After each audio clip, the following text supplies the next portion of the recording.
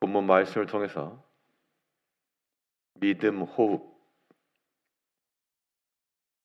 호흡이란 제목으로 하나님의 말씀을 증거하겠습니다. 사람이 숨 쉬는 그 기능은 무의식적 반응으로 일어납니다. 그래서 특별히 내가 숨을 쉬어야 되겠다 생각을 하지 않아도 사람의 뇌의 기능이 정상적이면 이 호흡이 이루어질 수 있습니다. 뇌의 기능 가운데 손상이 있어도 여전히 살아있는 상태, 그런 경우를 식물인간이라고 말하고, 뇌의 기능 가운데 아주 중요한 부분이 상솔되면 그 같은 경우를 뇌사 상태라 죽음으로 봅니다. 그 중에서 이 연수라고 하는 기능이 있는데요. 이 연수가 하는 일은 이 호흡과 관련된 겁니다. 그래서 호흡 기능이 정지가 되게 되면 더 이상 살아있는 것이라 여기지 않는 것인데, 우리 육체적으로도 그러하고 우리 영적으로도 우리의 호흡, 영적인 호흡이 여전하면 살아있는 것이요, 이 호흡이 멈춰버리면 살았으나 죽은 것과 같이 여기는 겁니다.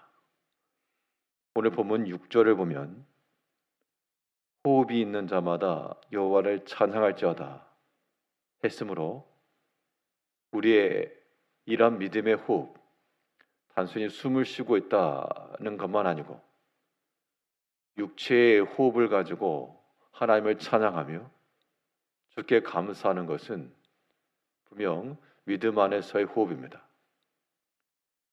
이러한 호흡이 이루어지려면 우리가 어떻게 할 것인가?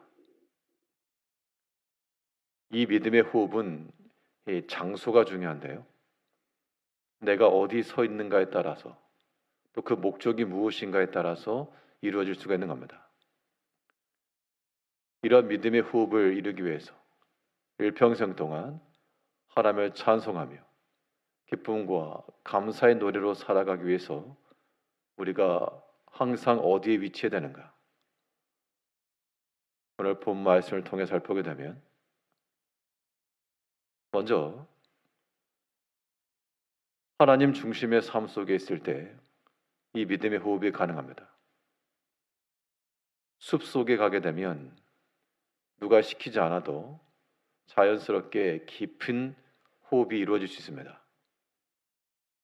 숲이 주는 그러한 청량감과 신선한 공기가 그런 호흡을 가능케 하는데요, 우리 세상을 살아가면서 하나님 앞에서 그의 영광 앞에 이를 때 우리 영의 깊은 호흡이 이루어질 수 있습니다.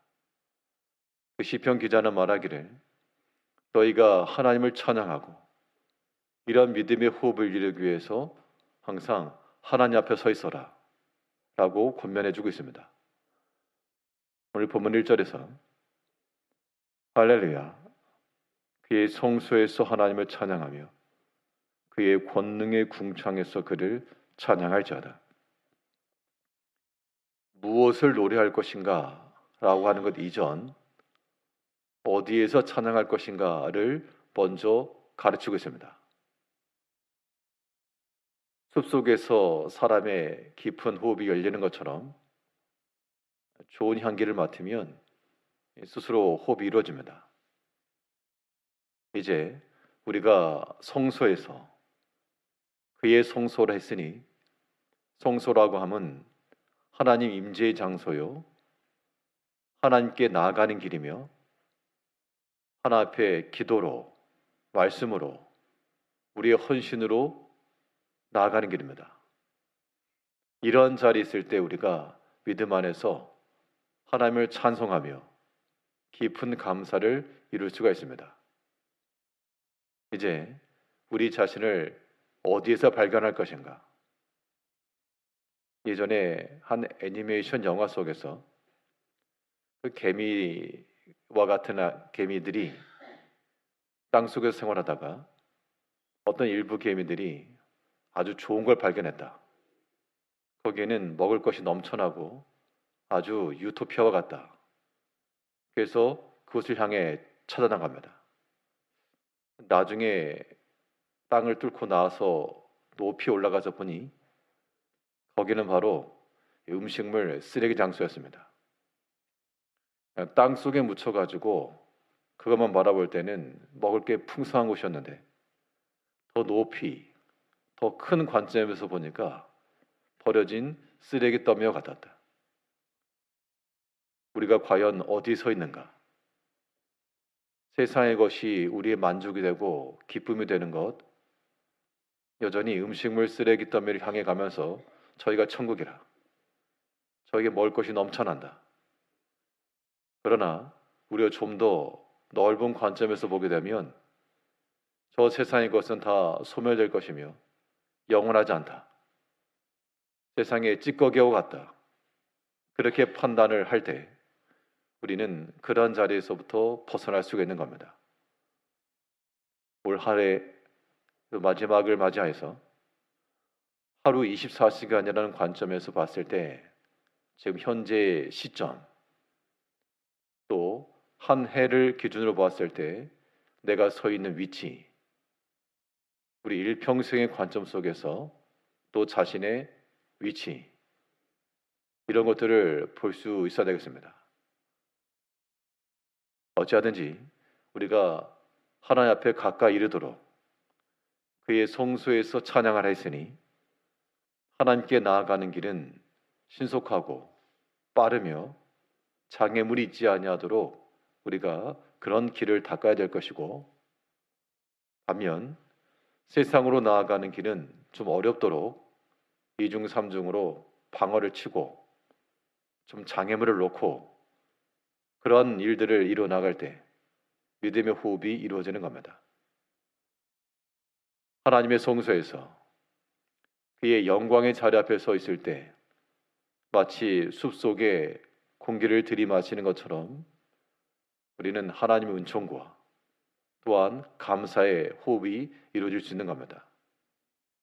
우리의 발걸음이 이 믿음의 호흡을 이루기 위해서 항상 하나님께로 가까이 가며 이 세상에 썩어질 것을 멀리하여 호흡이 있는 자마다 여호와를 찬양하는 이러한 믿음의 호흡을 이루어 가야 되겠고요.